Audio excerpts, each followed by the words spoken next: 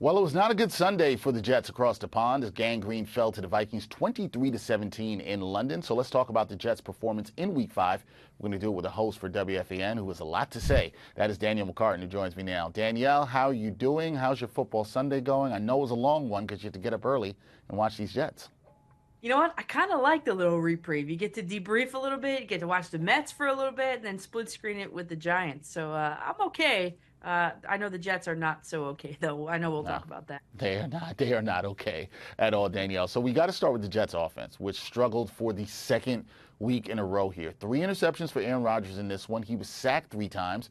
So what's wrong with the gangrene offense right now? Isn't that the million-dollar question, right? I mean, listen, Dexter, if I knew that answer, I'd be collecting checks addressed to me with the Jets logo at the top of them. So I don't know what's wrong, but I'm going to make some conjectures here. Conjectures here. To me, I think most important, in his career, I looked, Aaron Rodgers averages just about 8 air yards per pass attempt. And in today's loss, it was 3.8, which is like half. And last week, it was just 2.4 air yards per pass. So, I mean, you aren't going to win games like that where the defense can kind of just load up in the box and not have to worry about that throw downfield. And that's probably my guess as to why the ground game isn't all that effective either. And B, it seems entirely too predictive. Pass, run, punt. I mean, come on.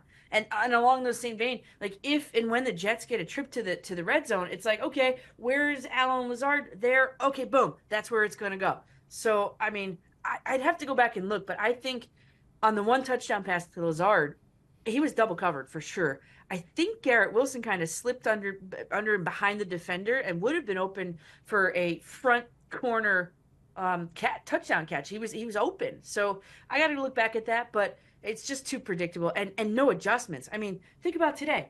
How the Vikings like to set up and wander around defensively and last minute get in place. I mean, the Jets had one up tempo snap and they tried it once and it was a success. So where was it all game? And more importantly, why did it disappear directly after that? So there's a lot to point your finger on. Aaron Rodgers did not have a good game today as well. I mean, as you said, so there's a lot there. So again, if I knew any one single answer and one way to fix it, man, I'd be reporting to Florham Park, one Jets drive every day for work moving forward. So I don't know, but that's my best guess. No, you're right. You would be getting checks. I was just out here trying to get you paid, Danielle. That's all. Just trying to see if I can get you paid with some answers there. Now, considering how bad things have been offensively for Gangrene, the reports that Davante Adams would be interested in being traded to the Jets came about this week. Is it imperative that the team finds a way to acquire the Raiders wideout?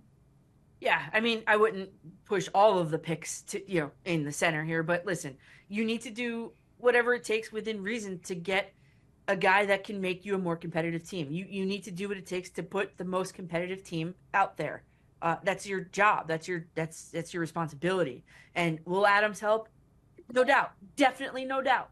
Will Adams be the savior for this team? No, and I would say don't expect it. But what you would be getting is a guy who still suits up each and every week. The best ability is availability, right? Who on career average can get you 64 yards per game. A guy who can, most important, come in mid-season with an already established identity and chemistry with Rodgers and this offense. So when you look at their top three, Wilson, Lazard, Adams, that sounds a hell of a lot better than Wilson, Lazard, Williams. And I can't watch any more of Mike Williams. On the final play of the game, how can Stephon Gilmore know your route better than you? Williams didn't even turn his head around to try to catch that ball. And I don't want to hear any miscommunication. It's through week 5. Any miscommunication should be out the window by now. I'm tired of seeing Mike Williams. Bring in Davante Adams. Let's see if they can do better that way. All right, you're all in on the Davante Adams upgrade. We'll see if that move comes about. Maybe Joe Douglas was on the phone with the Raiders already after the game ended in London. We shall see. Got to talk to you about head coach Robert Saleh. Now, you were very vocal on social media about Saleh. The Jets are now 20-36 with Saleh as head coach. So, two-part question for me here. Is he on the hot seat right now? And what would you like to see from Saleh moving forward, assuming he keeps his job? Yeah, I mean, a hot seat. I mean, the seat is like boiling for me right now. I mean, he was on my hot seat at the end of last season. But listen, all week we heard from the Jets about how they wanted to, have a fast start. And okay, that was the goal all week. That's what we've been hearing all week. Today, okay, they opened the game with 4 straight 3-and-outs. How is that for fast? Fast. I don't understand how a whole week of preparation can go into that. And I don't know, I might be mistaken. I'd never played NFL football, but aren't the first couple of plays kind of pre-scripted? So what is happening from a game planning standpoint, Coach Saleh? That needs to improve. And I need to see Robert Saleh put down the pom-poms and pick up an iPad or something. I need him to be less of an Aaron Rodgers fanboy. I need to see him interacting with his players as coach, not as equal, not as peer, and something that I've been publicly on him again since at least Thanksgiving of last year when I first noticed it, throughout the offseason when they were on the Hard Knocks and all that. And, an example from today, he was patting his offensive line on the chest, on the back, as they ran off the field after Rodgers' second interception of the game in the first quarter. I mean, why are you doing that? What kind of praise are you offering these guys? And also, too, I need to see more urgency from him and from this team. And he said, Robert Saleh said at the half, I was standing right here and I was getting ready to run. I went running at halftime. He said at the half, we have to keep doing what we're doing and we'll be all right. And I was like, what? A delayed game on a punt before the 2-minute warning, a woefully inept offense that before that touchdown pass to Lazard, and they had just registered 2 first downs, before that drive, 2 first downs, 5 total rushing yards. That's one hand, you can count that. 63 passing yards, 2 interceptions, 1 for a pick six, and a collective 6 penalties, which to me all the time fall on the coach, except for pass interference, but that's another whole story. But I mean, what is he talking about? And then after the game, Robert Saleh doubles down on this laissez-faire type attitude, and he said, it's early. We're 5 games in. We'd like to be better. We have a long way to go. And I'm sitting there like, listening on my phone as I'm cleaning up the kitchen here. I'm like, what?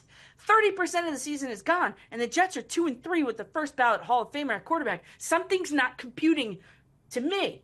And this, again, all from a guy you mentioned, this from a guy whose team loses based on his winning percentage. The team loses 65% of the games that it steps on the field for. I did the math.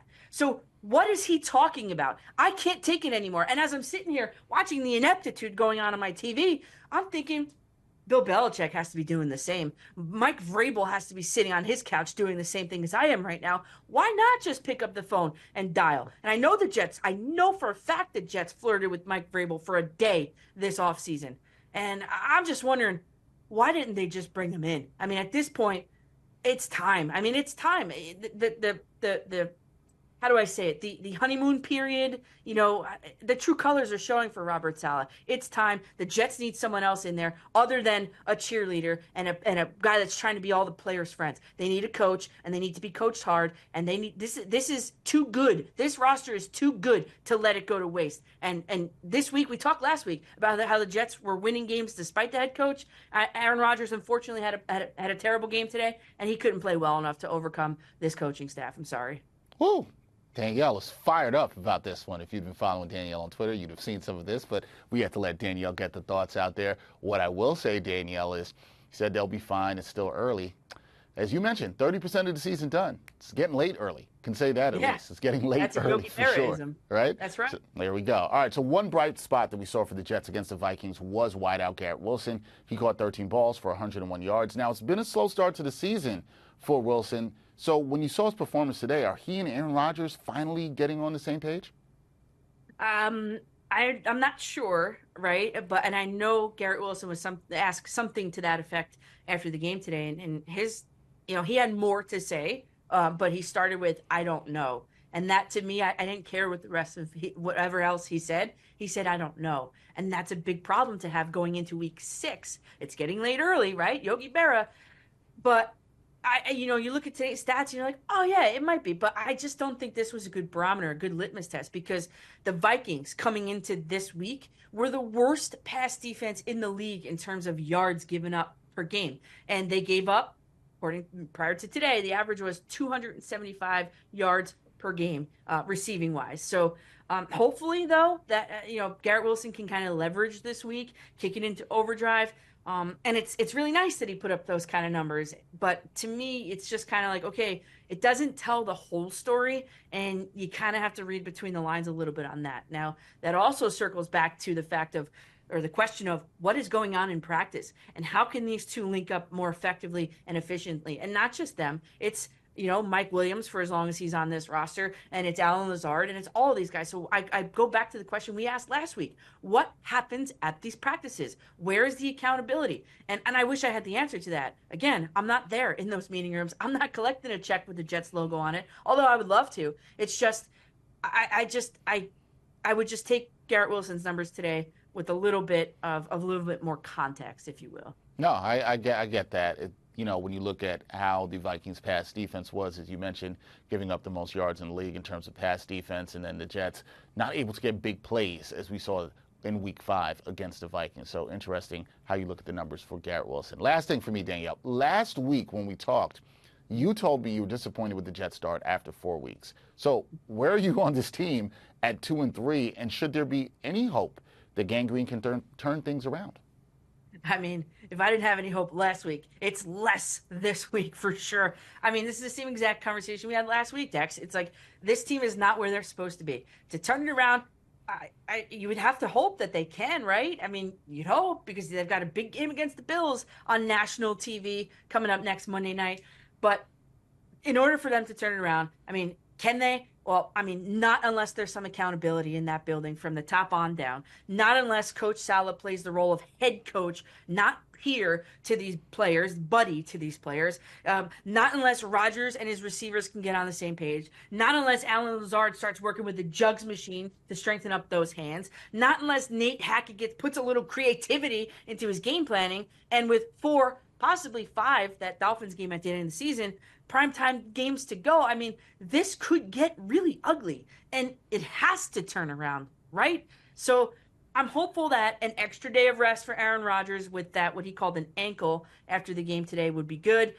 Time to load up for the Buffalo Bills coming to town. And the Jets, by the way, beat them at home last season with who? Like Zach Wilson and Robert Saleh. So to me, surely they could do it with Aaron Rodgers, and hopefully by this point, Davante Adams as well. So I am hopeful the Jets can turn it around. I'm hoping they're throwing some stuff right now at each other on the plane ride home from London, and I hope that this is the catalyst, and that plane ride home is the catalyst for the Jets to just get pissed off, because there's too much of, well, we'll get them next week going on in that building right now. So yes, I'm hopeful. Next week will be huge for the Jets. As you mentioned, they will not take care because we don't know if they won yet. They will play the Bills on Monday Night Football in primetime. We'll see how that all shakes out. That is Danielle McCartan. Check her out on WFAN. Danielle, more football to watch today with New York going on and the Giants coming up. We will talk more about that later as you will rejoin me. I'll talk to you then. Thank you. I'll be locked in, Dex. Thanks you.